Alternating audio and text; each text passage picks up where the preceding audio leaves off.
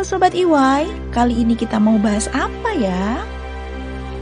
Oh, kita akan membahas phrase dalam bahasa Inggris. Ada banyak phrase ya. Kita mulai bagian pertama, yaitu noun phrase.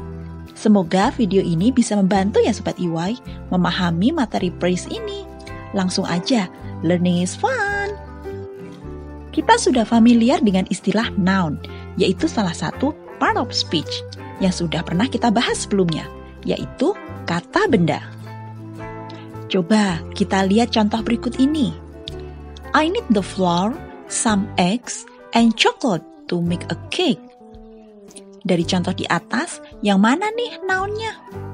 Yap, ada the flour, some eggs, chocolate, dan a cake. Noun utama bisa kita ketahui yang mana? Nah, sekarang coba lihat contoh berikutnya. I decided to buy the new large size yellow dress. Yang mana ya kata bendanya? Apakah cuma dress aja? Hampir benar.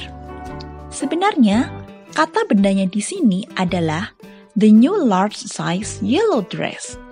Loh, kok jadinya panjang banget? Nah, inilah yang disebut dengan noun phrase. Noun phrase biasanya digunakan saat satu kata saja masih kurang spesifik untuk menjelaskan sebuah noun. Dengan menggunakan noun phrase, informasi tentang noun itu menjadi lebih lengkap. Kayak tadi, the new large size yellow dress. Kalau kita cuma bilang dress aja, kan kita jadi bertanya-tanya. Ukurannya apa, warnanya apa, ukurannya seperti apa, dan sebagainya.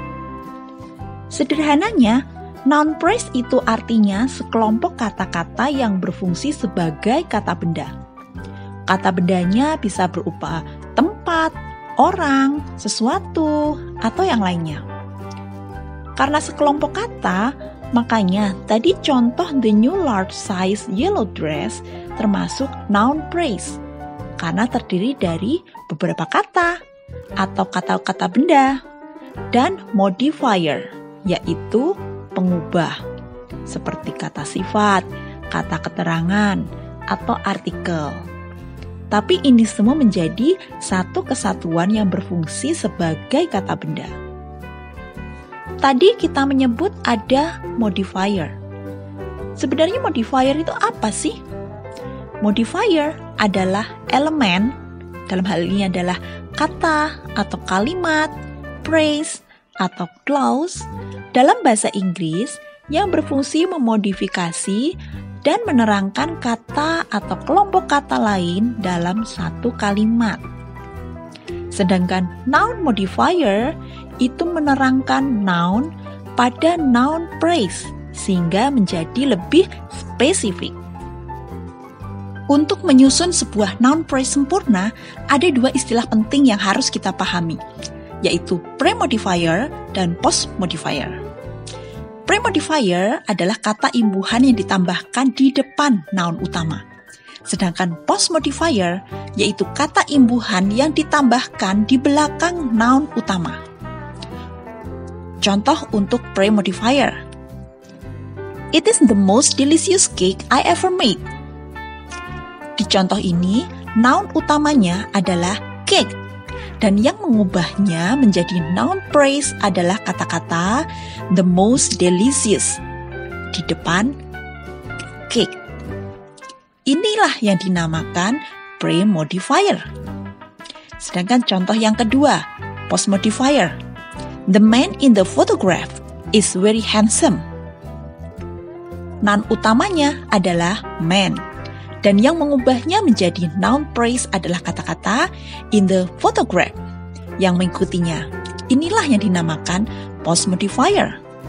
Sedangkan photograph sendiri, dia mempunyai pre-modifier, yaitu the. Bisa dimengerti ya Sobat EY? Apa aja sih komponen yang menyusun noun phrase? Yang pertama, untuk membentuk noun phrase sempurna, kita bisa menggabungkan noun satu dengan yang lainnya. Contoh, I need to go to the post office to send this letter. You can go to the bus station now. She puts the oranges in the fruit basket. Post office, bus station, fruit basket. Meski menggunakan dua noun phrase semacam ini hanya merujuk pada noun utama di belakangnya saja. Misalnya dalam kata-kata bus station. Kata ini merujuk pada station yang dipakai untuk bus. Yang kedua adalah determiner, yaitu noun yang bisa digunakan untuk mengekspresikan nilai baik secara kuantitas atau kualitas. Kita tengok dulu yuk, apa aja sih determiner itu? Kita bagi determiner dalam 7 kelompok, yaitu predeterminer, seperti quiet, indeed, such, what. Yang kedua adalah demonstrative determiner, yaitu menggunakan this, that, these, those. Yang ketiga adalah possessive determiner, yaitu menggunakan my, your, our, his, her, its, their. Selanjutnya adalah distributive. Jadi kita bisa memakai both, all, half, each. Bisa juga kita memakai artikel seperti a, an, the. Lalu kita juga bisa memakai numbers. Misalnya double, first, second, 1, 2, 3, dan selanjutnya.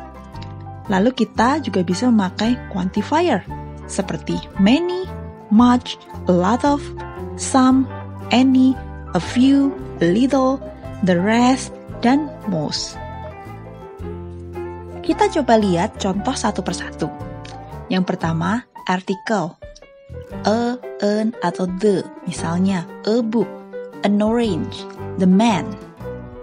Untuk demonstrative determiner, contohnya, this house, that mountain, these babies, those cats. Untuk possessive determiner, contohnya, my head, your eyes, our house, his book, her mother.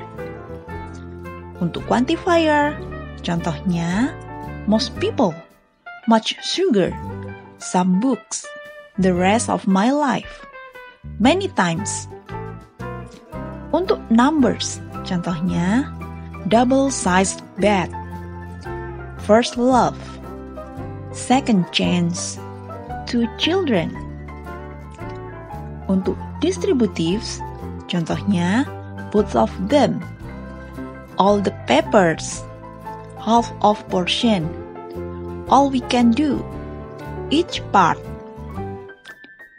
Untuk predeterminer, contohnya, quite bad impact, indeed a good singer, such an expensive car, what a beautiful dress.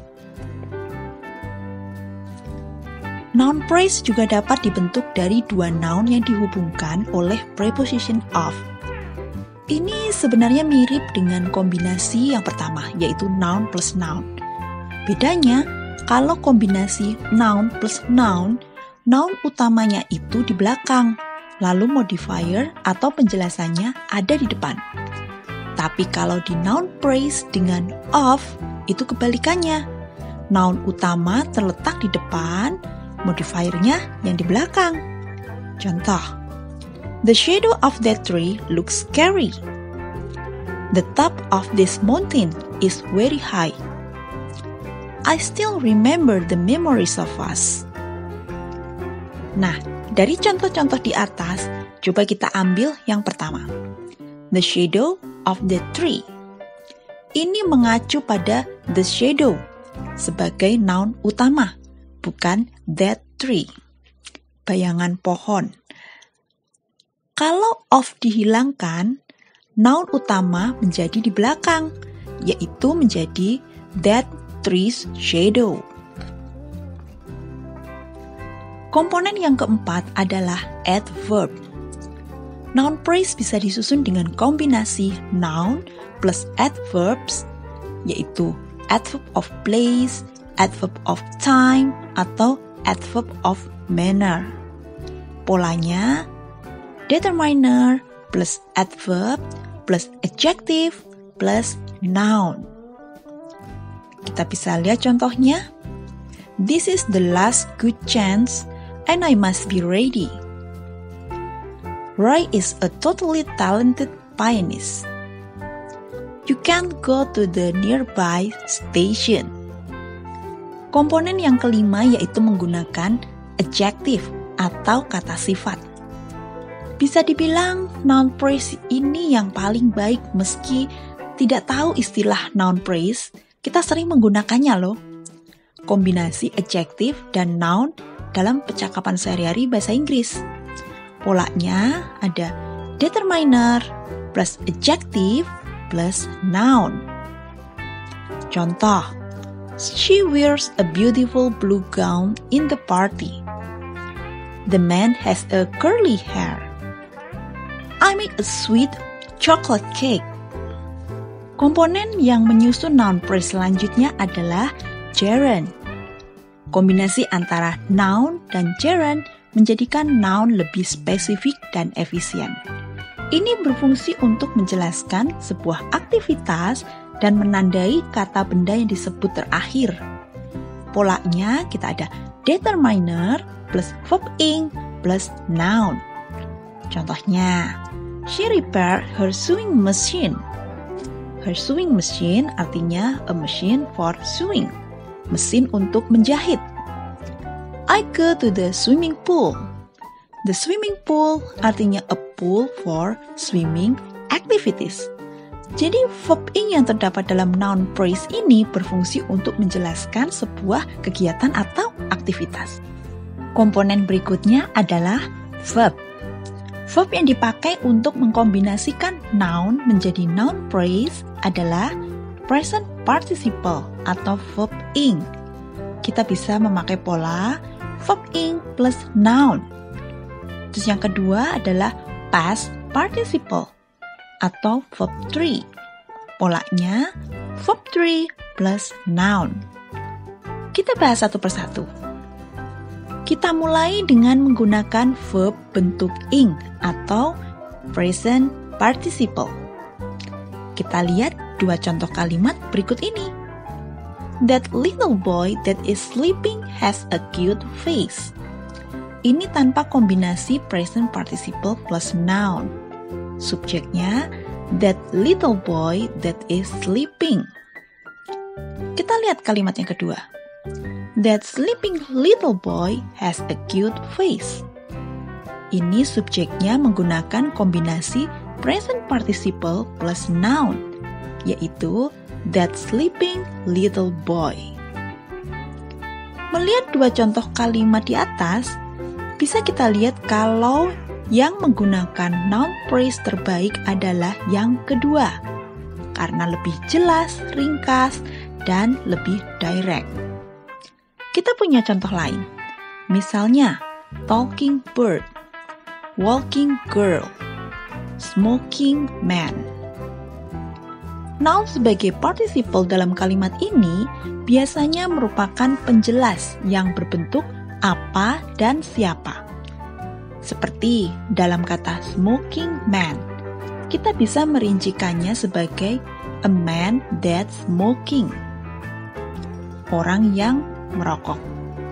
Beda dengan gerund tadi ya, yang sama-sama verb ing, yang berfungsi untuk menjelaskan sebuah kegiatan atau aktivitas.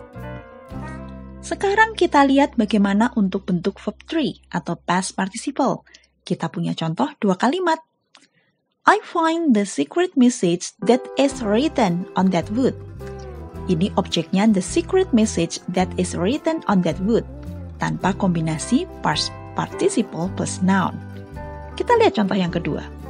I find the written secret message on that wood.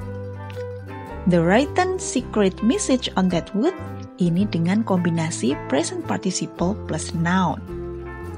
Melihat dua contoh kalimat di atas, bisa dilihat kalau yang menggunakan noun phrase terbaik adalah yang kedua, karena jelas, ringkas, dan direct. Contoh lain, ada the hidden treasure, the driven gear, cooked meals, frozen food, stolen car. Jadi penggunaan verb 3 ini memiliki fungsi sebagai bentuk participle atau keterangan penjelas yang menggunakan relative pronoun. Relative pronoun itu adalah awalan anak kalimat seperti who, which, that, whom, yang jadinya anak kalimat atau clause-nya itu bentuknya pasif. Misalnya kata hidden treasure. Kita memecah kata tersebut menjadi a treasure that was hidden. Harta karun yang tersembunyi. Was hidden itu kan kata kerja pasif. Hide menyembunyikan, was hidden tersembunyi. Jadi cara mengefisienkan kalimat seperti ini baik diterapkan saat kita membuat paragraf atau tulisan atau laporan. Ini membuat bahasa Inggris kita menjadi lebih advance ya Sobat EY. Sekarang fungsi penggunaan noun phrase itu apa sih dalam sebuah kalimat? Yang pertama adalah sebagai subjek atau sebagai kata benda. Contoh, all of the breads displayed in the store look so appetizing.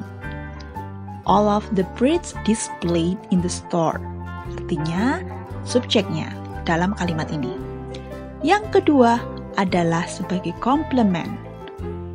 A complement menyatakan ulang atau memberikan informasi lebih lanjut tentang kata benda itu. Ini selalu mengikuti kata kerja state of being. Is, am, are, will be, was, were. Contohnya ya, he said that making chocolate cake is quite easy. Fungsi yang ketiga yaitu sebagai direct object atau objek langsung. Ini adalah sebagai kata benda atau kata ganti yang menerima tindakan kata kerja. Contoh, he brings her coloring book to release his stress. Subjeknya he, predikat brings, her coloring book adalah objek yang menerima tindakan kata kerja brings, membawa. Dan yang terakhir adalah sebagai indirect object, yaitu menerima direct object, menerima objek langsung. Contohnya, she gave her hungry and crying baby a bottle of milk. Di sini, she adalah subjek, predikatnya adalah gave, verbnya adalah give, objeknya di sini adalah a bottle of milk. Tapi ada indirect object, her hungry and crying baby. Bayinya yang lapar dan sedang menangis. Begitu ya Sobat EY. Demikian untuk noun phrase. Untuk phrase yang lain kita akan bahas di video-video selanjutnya. Semoga bermanfaat ya. Thank you for watching and see you.